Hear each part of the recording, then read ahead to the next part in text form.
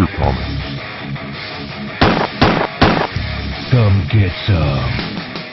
Hey everybody, Punisher Comics here, and it is time once again for a movie review. Yes, folks, and if you guys remember my last movie review, well, let's just say it wasn't something to watch to get your spirits up. No, that's because the last movie I reviewed was the Emoji Movie, and still to this day, I think the Emoji Movie sucks. So therefore, today, I wanted to review a movie that is actually good. Now, don't get me wrong, this movie does have its downfalls, but it is still way better than the Emoji Movie. That's right, folks. You see, today we're going to be talking about Atomic Blonde. So, without further ado, let's get to this review, shall we? So, in 1989, towards the end of the Cold War, amidst political unrest in Berlin, secret agent James Gascoigne, played by Sam Hargrave, is killed on the streets by Russian operative Yuri Bakhtin, played by Johannes Johannesson, and the MI6, led by Eric Gray, played by Toby Jones, who I'm sure a lot of you may remember from the Captain America movies, because he's the guy who played Arnim Zola, and Chief C, played by James Faulkner, dispatched their top-level spy, Lorraine Broughton, played by, of course, Charlize Theron, to Berlin with a special mission. So, Broughton has to locate Bakhtin and the classified list of names involved in intelligence organizations he stole, or else the conflict could endure for several more years. So upon arriving in Germany, Broughton meets up with her contact, a man by the name of David Percival, who's of course played by James McAvoy, Professor X, or the new Professor X. And the two form a uneasy alliance with each other. Now, as Lorraine begins her search for the list, she suspects that not all is what it seems and attempts to navigate through a web of deception, unsure of who she can really trust. Now, with the list out in the open available to the highest bidder, Broughton enters a fight for her life, trying to survive so she can prevent catastrophic consequences from happening. Now, this is all, of course, based on the awesome graphic novel, The Coldest City, which I urge any of you watching to give a read, whether it be physically or digitally, because it is just such a great read. I own a copy of it. It's a hardback. It was put out by Oni Press. It's not really an expensive book. It's a small book. But anyway, it's a really great story, black and white artwork. Really, really good. I urge you guys watching anyone to read it. So anyway. So this is all based on the graphic novel The Coldest City. And Atomic Blonde is the first solo directorial outing by John Wick co-helmsman David Leitch. So the combination of the filmmaker's prowess with action and Theron's standing as one of the premier female action stars, especially after her turn in Mad Max Fury Road, really excited many with the prospect of Jane Wick, albeit a story told in the world of espionage instead of underground crime. The end result is something of a mixed bag, though. Atomic Blonde is a stylish yet uneven thriller punctuated by strong performance by Charlize Theron and thrilling action set pieces. And while the movie has no shortage of excellent set pieces, more on them in a minute, Atomic Blonde is hamstrung by an uninspired script that kind of leaves something to be desired. The premise of the main narrative is quite standard and brings little, new to the table, using a MacGuffin similar to those from a number of spy titles before it.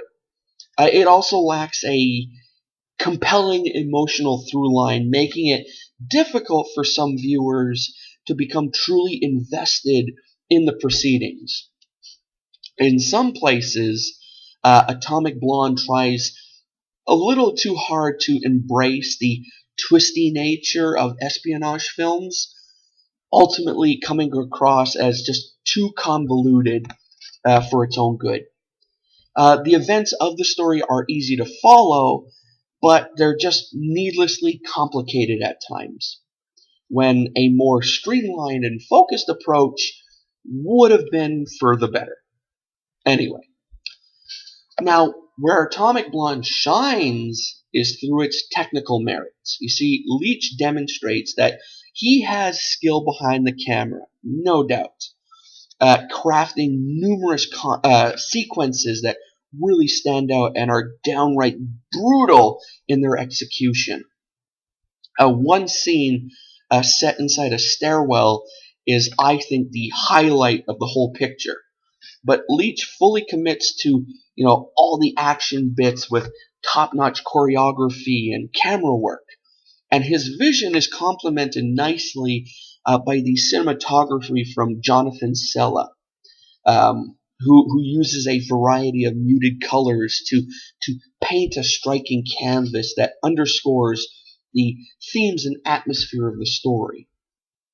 Atomic Blonde is arguably an exercise in style over substance, but Leach's flair really is enough to make the movie an enjoyable enough ride through its 2-hour runtime. Yes, that's right, 2-hour runtime, and the film never overstays its welcome.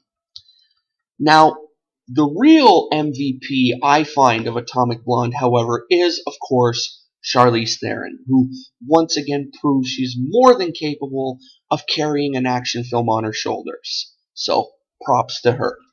I mean, she portrays Lorraine as a steely, no-nonsense spy and masterfully handles all of the physical elements of the performance. And much like Leach's John Wick star Keanu Reeves, Theron does most of her own stunts. So, how badass is that?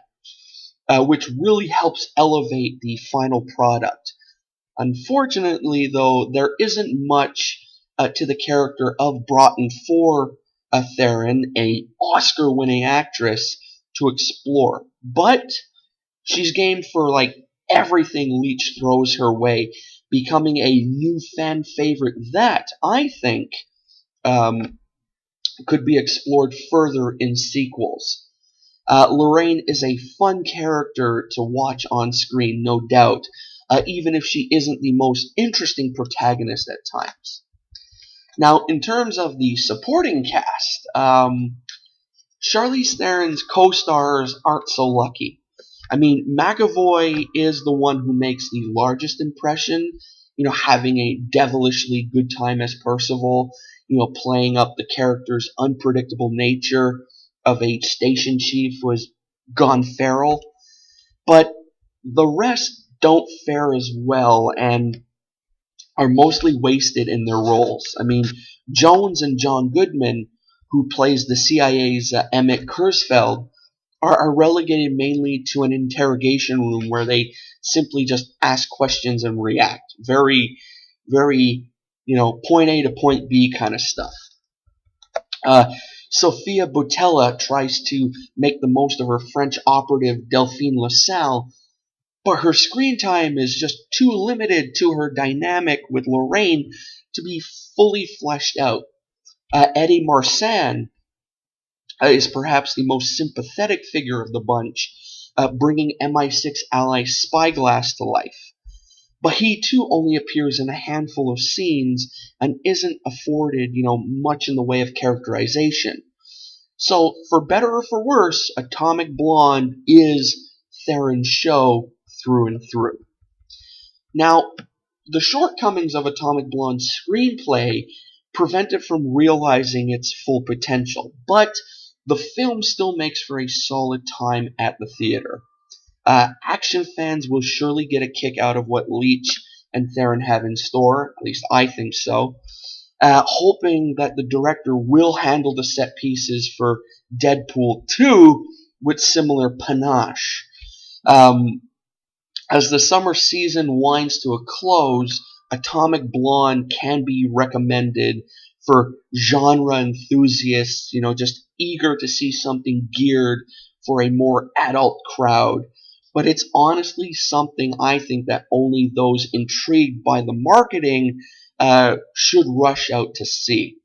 Atomic Blonde will run you, as I said, about 115 minutes or 2 hours, and is rated R for sequences of strong violence, language throughout, and some sexuality and nudity. So, yeah! But all in all, I rate Atomic Blonde a solid 3 out of 5 stars, hands down. I thought it was a good movie, and that's it. I'm sticking to my overall score of it. But I'd like to hear from you guys what you thought of Atomic Blonde, because I'm sure more than half watching this have seen the movie already, right? So let me know in the comments below what you thought of Atomic Blonde, and yeah, because I want to hear from you. Anyway, folks, so this brings us to the end of another movie review. I hope you enjoyed it, and if you did, give her a thumbs up. If not, give her a thumbs down. And if you enjoy videos like this one, check out the playlist I put together of some of my other movie reviews.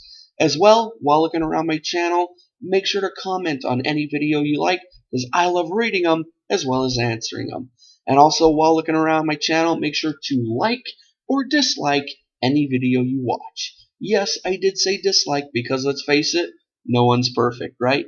And then, when all is said and done, before leaving, make sure to click that subscribe button. Alrighty, so that's it for me. But till next time, folks, I'm Punisher Comics, and I am out.